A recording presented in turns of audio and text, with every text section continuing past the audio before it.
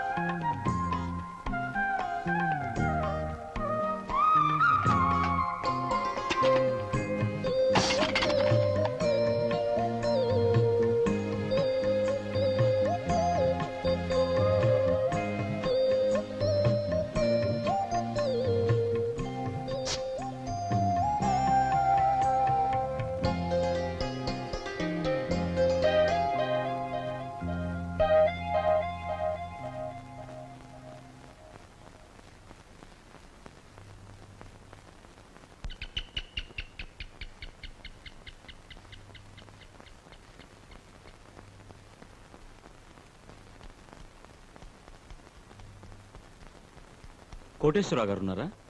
కూర్చోండి. డాడీ,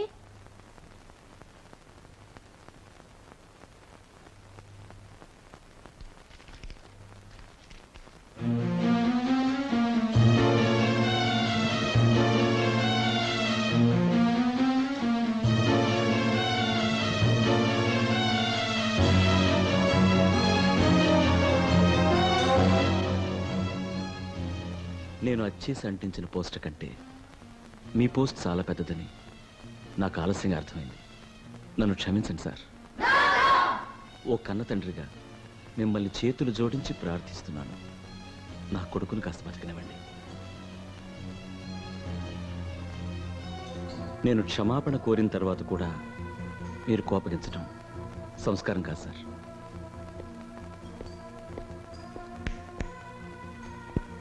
ఈ తలమాసిన వాడిని ఎవడన్నా ఆనించాడు లోపలికి? మెడబడి బడిగిట్టావు.